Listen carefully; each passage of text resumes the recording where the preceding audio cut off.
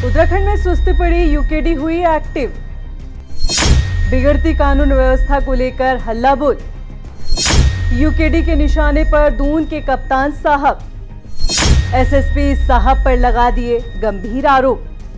Doon SSP ने भी आरोपों का दिया जवाब, पहुंचा दिया मानहानि का नोटिस।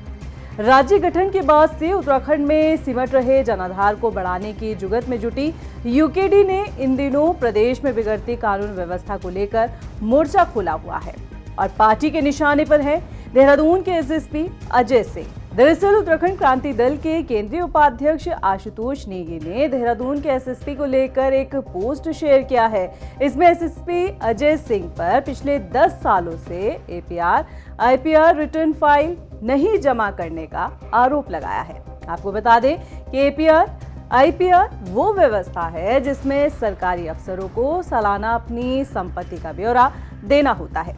इस पोस्ट में 2026 का भी जिक्र किया गया है। कहा गया है कि 2026 के एपीआर आईपीआर रिटर्न का नहीं जमा किया गया। पूछा कि क्या एसएसपी साहब की इतनी ज्यादा अचल संपत्ति जमा हो गई है जो आय से ज्यादा निकल रही है, इस वजह से रिटर्न फाइल करने में परेशानी हो रही है। इस पोस्ट के सामने आने के बाद जब एसएसपी साहब पर सवाल उठे तो उन्होंने भी जवाब देने में देरी नहीं लगाई। एसएसपी अजय सिंह ने उत्तराखंड क्रांति दल के आरोपों को सिरे से खारिज कर दिया। उन्होंने बताया कि मेरे ऊपर जो आरोप लगाए जा रहे हैं वो बेबुनियाद हैं। उन्होंने कहा है कि मैंने कोई भी अपनी संपत्ति को लेकर ब्यौरा नहीं छिपाया है। इसका सबूत प्रेसिडेंट मेडल है। बता दें कि इन दिनों आरोपों से नाराज हुए एसएसपी अजय सिंह ने छवि खराब करने वालों पर मानहानि का नोटिस भी पहुंचा दिया है। कुछ सोशल मीडिया के प्लेटफॉर्म से ये चीज़ें प्रसारित हुई। इसके बाद जो है मुझे कुछ हमारे मित्रों ने, कुछ बहुत सारे पत्रकार बंधुओं ने और लोगों ने पूछा और मैं स्पष्ट करना चाहूँगा, इसमें मैंने मानहानि का नोटिस भी दे रहे हैं, साथ ही साथ इसमें मानहानि का सूट भी फाइल कर रहे हैं, चूँकि एकदम बेसलेस बात है। जो एक कंडक्ट रूल्स है उसको पूरा फॉलो किया गया, लगातार एसीआर जो रिटर्न्स होते हैं फाइल किए गए हैं। अगर इस चीज़ों को नहीं फाइल किया था तो उसके प्रमोशनल एस्पेक्ट्स रुक जाते हैं, उसके विभागीय कार्रवाई हो सकती है, उसका सस्पेंशन, बहुत सारी ऐसी कार्रवाई जो विभागीय रूप से होती है।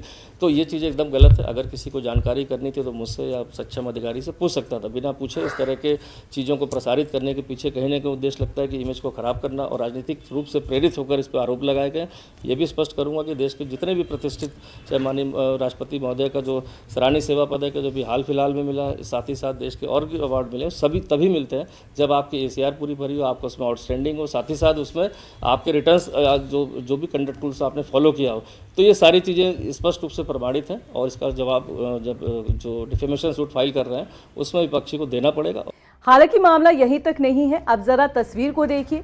इस तस्वीर को भी जागो उत्तराखंड फेसबुक पेज से ही शेयर किया गया है। इसमें भी गंभीर आरोप एसएसपी अजय सिंह पर ही लगाए गए हैं। पोस्ट में उप निरीक्षक राज नारायण व्यास को हाईलाइट किया गया है। कहा गया है कि कैसे होगा देहरादून अपराध मुक्त जब फर्जी तरीकों से भर्ती हुए और जांच के घेरों में आए पुलिस वालों को एसएसपी साहब बांटेंगे प्रशस्ति पत्र। इस पोस्ट के सामने आने के बाद तमाम सवाल उठ रहे हैं, क्योंकि ये सभी जानते हैं कि उत्तराखंड में कानून व्यवस्था बेपटरी हो गई है। प्रदेश की राजधानी देहरादून में दिन दहाड़े आपराधिक घटनाएं आम हो गई है और ऐसे में पुलिस पर सवाल उठना लाजमी है। और राज्य और खास तौर पर राजधानी देहरादून में बिगड़ती कानून व्यवस्था ने विपक्ष को बैठे बिठाए मुद्दा दे दिया है। विपक्षी दल जो है वो इस मुद्दे को लेकर सरकार को घेर रहे हैं, पुलिस प्रशासन पर तमाम सवाल उठा रहे हैं। यही वजह है कि यूकेडी भी इस मुद्दे के सहारे अपने राजनीतिक वजूद को जिंदा कर रही है। कभी राज्य आंदोलन में सक्रिय भूमिका निभाने वाली, राज्य के लोगों के लिए अपनी आवाज मुखरता से उठाने वाली, राजनीतिक दिशा तय करने वाली यूकेडी पिछले कुछ दिनों से भटकी हुई नजर आती है। हालांकि इस बात से भी इनकार नहीं किया जा सकता कि इंद्रमणि बडोनी और बिपिन चंद्र त्रिपाठी जैसे दिग्गजों के नेतृत्व में यूकेडी ने राज्य के हितों में लंबा संघर्ष भी किया है। लेकिन राज्य गठन के बाद पार्टी ने सत्ता का स्वाद तो चखा, लेकिन राष्ट्रीय दलों के वर्चस्व में कमजोर भी हो गई। अंतरकलह के चलते यूकेडी में कई गुट बने और कईयों ने पार्टी का साथ भी छोड़ दिया। मौजूदा वक्त में यूकेडी अपने अस्तित्व की लड़ाई लड़ रही है। इस रिपोर्ट को लेकर आपका क्या कहना है, आप हमें कमेंट कर सकते हैं। आप देख रहे थे खबर उत्तराखंड, मैं थी आपके साथ रक्षंदा खान। कल फिर हाजिर होंगे किसी और मुद्दे के साथ। नमस्कार।